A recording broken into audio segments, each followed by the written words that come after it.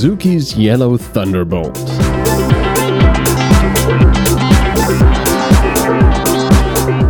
For all those times when you'd like to drive a Swift, but with more power. Suzuki Swift Sport. The Swift's more muscular brother. And I really like how it looks. I like this imitation carbon fiber. It doesn't look tacky. I also really dig these alloys. They fit the whole image. More imitation carbon fiber, and the back looks especially aggressive. I mean, it's wider. Again, imitation carbon fiber, and these two giant exhaust pipes, which are not imitation, they're not fake, they're real. But the question now is, does this brother actually go to fitness centers so much and works out, or does he mostly take steroids?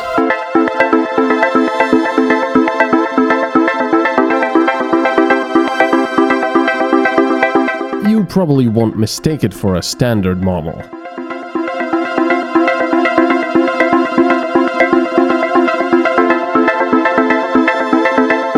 I like the 4th generation Swift's shapes.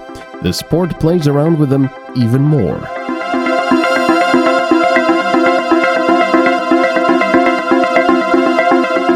But looks aren't everything. The Sport also replaces rear drum brakes with discs.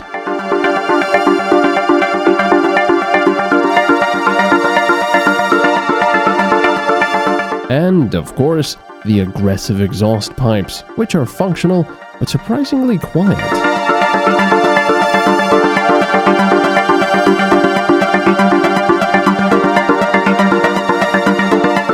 Inside, the Swift is a Swift.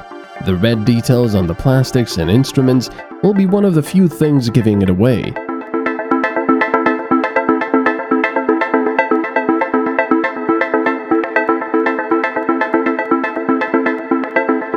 That and the Sport seats, which thankfully won't beat you up on the road.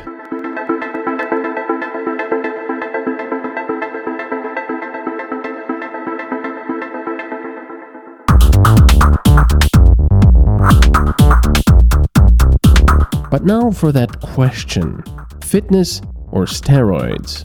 Will the Sport disappoint or entertain? What's the thing today with cars? When manufacturers build cars, I mean, most of the cars today really aren't bad. So everything is sort of leveled out. In the ye olde times, yes, cars were louder, slower, less comfortable, maybe less well equipped, less safe. And today, I mean, even if you buy a cheaper car, most of that stuff is gone. It'll be fairly comfortable, sort of economical, quite well equipped in a way. So it's difficult to get a bad car. So manufacturers today building okay cars, it's not really so difficult. I think a more difficult thing to do today is to build a car that's not very good. But there is one category I think is even worse. How to build an interesting car.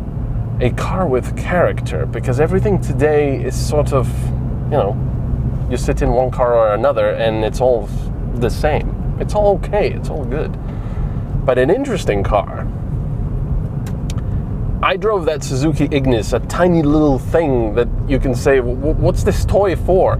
But at the end of the day, I was smiling. And this is the same thing with the Suzuki Swift Sport. I'm smiling driving it. What is Suzuki doing to me? Do they have like a drug delivery system in the seats or something? I tested the normal Suzuki Swift a while ago, and I liked it. I liked the car. That one had 4-wheel drive. And I thought to myself, well, this is going to be much the same. I'm going to have fun, of course, because it's also going to have a more powerful engine, because this is the sport version. And I was right. I'm having lots of fun. But I was a little bit worried. I thought, it's gonna have the 1.4 liter turbo engine. with 140 horsepower. And all I could think of was turbo lag. So it's probably going to have a lot of turbo lag. But actually, there, I'm in third. I have 1500 RPM, foot down. There's a tiny little bit of turbo lag, but it's really not something you would say, oh my god, come on, let's get on with it. And the good news is in all gears, really. Fourth, fifth, even sixth. When you're on the freeway, it's fine. It pulls really well. There, fifth, low RPMs, sixth, we're already at 100. And this thing is fun, it's nippy. But here's the thing, what actually surprised me even more was fuel consumption. Now I know we shouldn't really talk about fuel consumption in a car like this because it's sporty. It's supposed to be, oh, I'm gonna have fun on the roads. Let's do it. Money's not really important then. But when I was on the freeway, I was doing 5.6 liters per 100 kilometers. How? I mean, I was sure this was gonna gulp 7 or more, but no, 5.6. When I got into the cities, it was about 6.2, but that was a lot of stop and go traffic, or as Arnold would say in Terminator 3, depending on traffic conditions.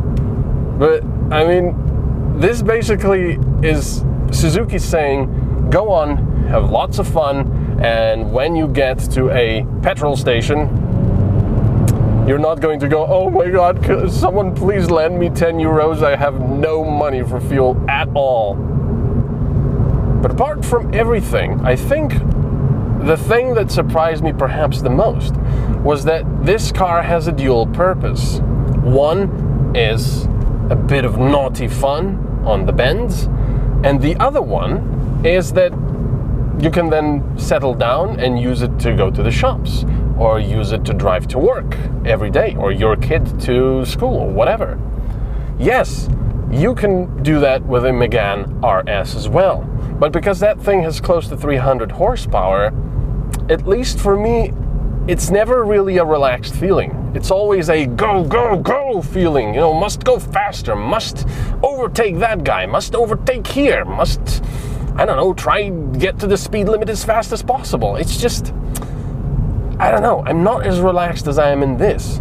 Now this has 140 horsepower, which might seem like not a lot, but actually for this small car, I think it's plenty, and it's so much fun, even in the bends. And that's another thing, the suspension. I thought it would be quite harsh because it's a small, short wheelbase and kind of sporty car, so I thought it was going to be horrendous, but it's actually really comfortable. It's good in the bends, despite the narrow 195 tires, but the suspension copes just fine, even on really bumpy, destroyed roads. I was actually really surprised by how it was coping. There was some construction going on, and we were driving over gravel, and I was thinking, do I have an SUV? Or, you know, a pickup? But no. So that's really surprising.